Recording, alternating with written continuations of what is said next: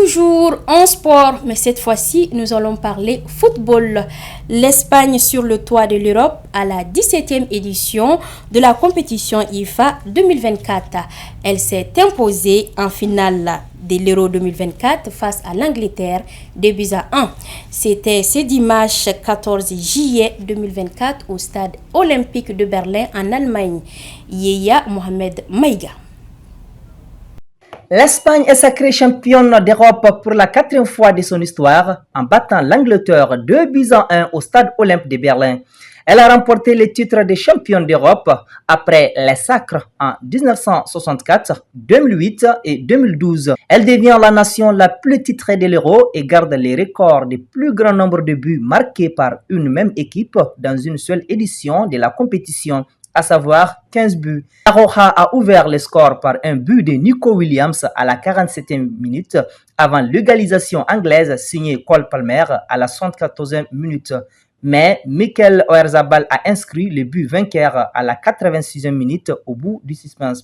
En outre, l'Angleterre, de son côté, a seulement atteint la finale du championnat d'Europe à 2 reprises. En 2021 avec de nombreux matchs disputés à domicile et en 2024 en Allemagne où elle a été aussi malheureuse. Cependant, elles étaient toutes des équipes qui se sont battues pour soulever ce trophée du championnat d'Europe, mais l'Angleterre demeure l'équipe malheureuse face à l'Espagne chanceuse et victorieuse de la dite compétition. Tentative d'assassinat contre l'ex-locataire de la Maison-Blanche, Donald Trump, en plein meeting de campagne pour accéder une seconde fois à la magistrature suprême. C'était ce samedi 13 juillet 2024 à Pennsylvanie. Le présumé assassin tué est une personne hyper la vie. Retour sur les circonstances de cette tentative et les réactions internationales avec Ali Matouri. La tentative d'assassinat contre l'ancien président des États-Unis, Donald Trump, a eu lieu ce samedi 13 juillet à Butler, durant son meeting pour la campagne présidentielle de novembre prochain. L'incident s'est produit pendant son discours. Dès les retentissements de coups de feu, Trump s'abaissait derrière son pupitre, tandis que ses militants se sont jetés par terre. Les agents des services secrets l'ont entouré alors que des cris se faisaient entendre de partout. Une fois l'accalmie installée, les gardes l'aident à se relever. Monsieur Trump lève le poing vers la foule avec une joue ensanglantée et ses sympathisants l'acclamaient. Les gardes l'escortent hors de la scène, ensuite l'évacuent dans une voiture noire. Sur ses réseaux sociaux, Trump indique qu'il a été touché par une balle qui a transpercé le haut de son oreille droite. Encore le dimanche, il a exhorté les Américains à l'unité. Aussi à ne pas permettre au mal de gagner. Cependant, le tueur présumé a été tué. Un spectateur aussi a perdu la vie et 2 personnes ont été grièvement blessées. Selon la Maison-Blanche, le président sortant Joe Biden a eu un entretien téléphonique avec l'ancien président candidat pour la prochaine présidentielle. De même, les réactions internationales n'ont pas tardé. Le secrétaire général de l'ONU a condamné l'attaque qu'il qualifie de violence politique et Ursula von der Leyen, présidente de la commission de l'UE, a eu les mêmes mots. Par ailleurs, le Kremlin, par la voix de son porte-parole Dmitry Peskov, a affirmé son soutien inconditionnel à Trump. Le chancelier allemand Olaf Scholz définit l'acte de menace contre la démocratie. Nous bouclons ce journal avec l'actualité littéraire au Mali.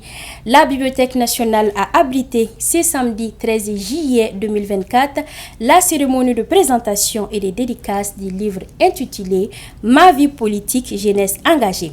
À travers cet ouvrage, l'auteur Asseyi El Hadj Gomi Coulibaly nous parle de sa vision politique. Il plonge également les lecteurs dans la reconstruction du Mali nouveau par des jeunes dynamiques avec une vision et un sens du patriotisme. La cérémonie a enregistré la présence des amoureux du livre et un parterre de journalistes. Un reportage est signé Draman Moussa Diallo. Étalé sur plus de 70 pages, Ma vie politique, jeunesse engagée de Asseyi El Hadj Gomi Coulibaly est un recueil de poèmes qui expose sa vision politique. Cette cérémonie de présentation et de dédicace est l'occasion pour l'auteur de rendre un hommage à la jeunesse malienne. Dans ce livre, je parle de l'engagement de la jeunesse face de la gestion du pays. Je parle aussi de mon engagement politique sur la scène politique. Je parle aussi de la gestion aujourd'hui du pays qui sont en train de faire avec 2 Maliens et que nous leur souhaitons beaucoup de chance et beaucoup de succès. Parce qu'aujourd'hui, en réalité, notre jeunesse s'appelle le Mali revient. Le Mali revient. Donc, ceux qui sont aux affaires, ils sont aussi des jeunes. Donc, nous leur souhaitons bonne chance, nous leur souhaitons longue vie. Et tous ceux qui sont en train d'entreprendre dans la gestion de ce pays-là, nous leur souhaitons encore une fois de plus bonne mission. Le natif de Kabara dans la région de Tombouctou a un modèle dans son combat politique, celui de Soumaïlou Boubei Maïga.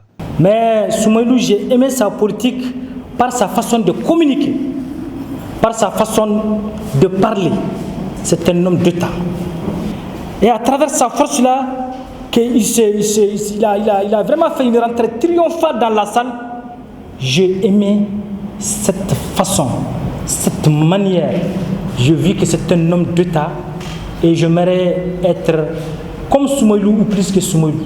S'agissant de la rupture avec les anciennes pratiques, Hassei El Hadji Gomni Koulibaly veut conscientiser la jeunesse malienne à mettre fin aux vieilles habitudes.